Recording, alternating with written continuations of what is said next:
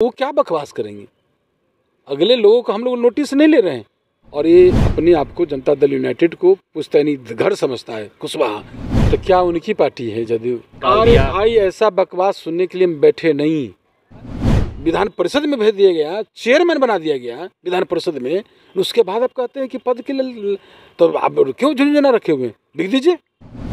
उसके पास, उनके पास जो है उपेंद्र कुशवाहा जी के पास जरा भी नैतिकता नहीं है। पहले तो थे ही, इस बार नहीं बनाया गया। आप गिरगिराते हैं हमारे नेता के नजदीक आके। जो सूर्य प्रकाश देता है उसी सूरज को थूक बिकते हैं। तो सूरज पर थूक बिकेंगे तो खुद गिरेगा। अरे कोई नहीं उनके साथ है। भारत में वो उपेंद्र कुशवाहा होंगे। लोगों को जिसकी कोई नैतिकता नहीं, जिसकी कोई वजूद नहीं, वैसे लोगों को हम लोग को नोटिस लेने की क्या जरूरी है। जदयू प्रदेश अध्यक्ष उमेश कुशवाहा हमारे साथ हैं। उमेश जी, उपेंद्र कुशवाहा ने साफ किया है कि जदयू नीतीश कुमार की पार्टी नहीं है। तो क्या उनकी पार्टी है जदयू? जदयू माननीय मुख्यमंत्री नीतीश कुमार जी के सींचे हुए है, उनके संघर्ष की उपज की पार्टी। और वो क्या बकवास करेंगे। अगले लोगों को हम लोग नोटिस नहीं ले रहे हैं।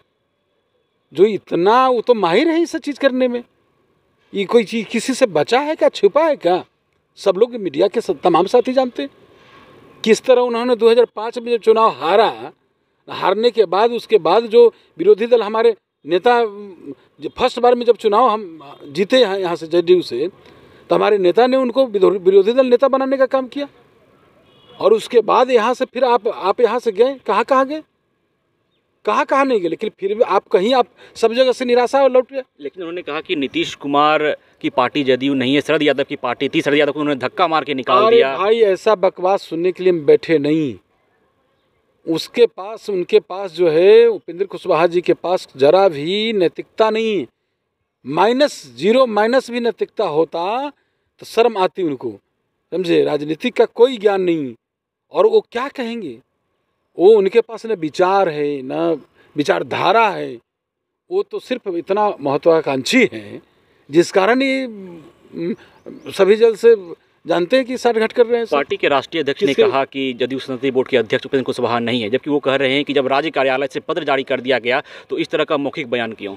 कब राज्य कार्यालय से पत्र जारी कर दिया गया? आप जानते हैं कि हाल के दिनों में किसी भी पार्टी का संविधान होता है और संविधान में चुनाव 3 साल पर किया जाता है और लोकतांत्रिक व्यवस्था कायम रखने के लिए।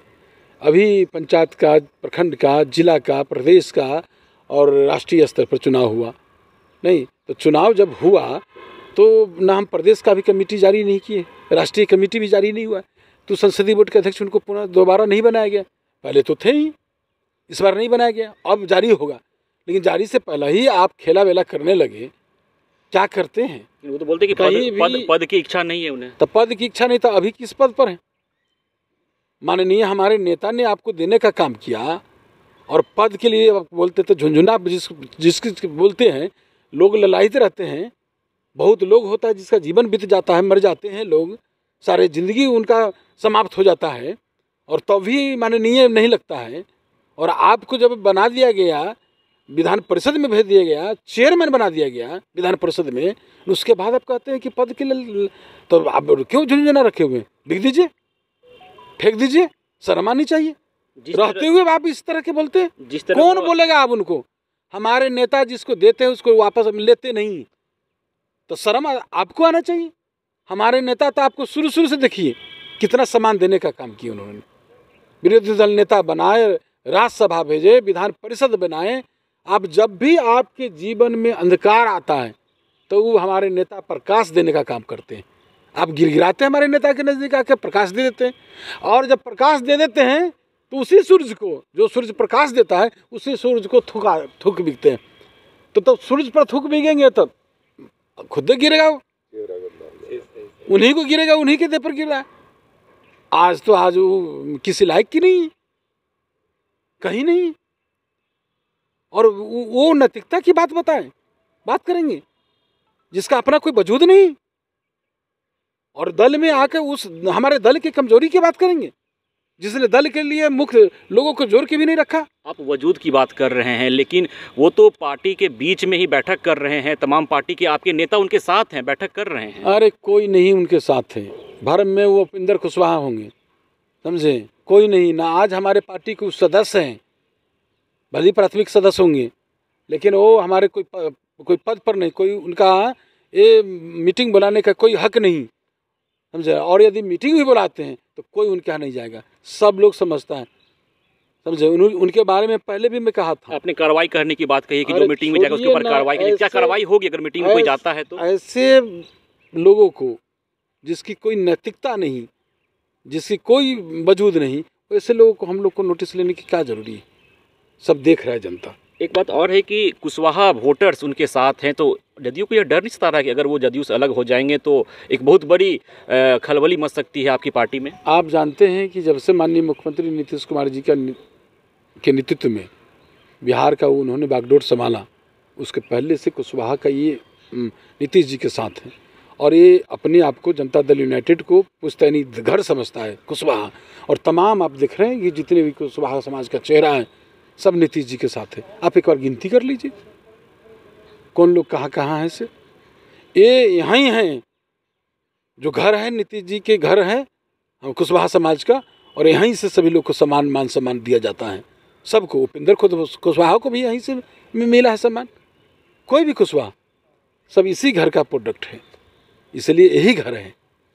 तो इस्तीफे की मांग आप लोग उठाएंगे नहीं?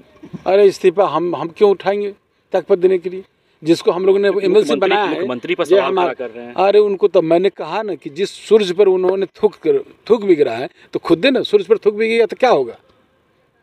जिसके जीवन अधिकार हो गया उसको प्रकाश देने का काम किए मुख्यमंत्री जी, वही सूरज पर आप थूक भी गिरे हैं तो आप खुद सोचिए, उल्टे गिरेगा, क्या हर्ष होगा, समझे। मैंने पहले भी कहा था, समझे, एक उनके लिए बनता है कि कभी अर्श पे अर्श नहीं तो कभी फर्श पर न कभी उनके दर तो कभी दर बदर।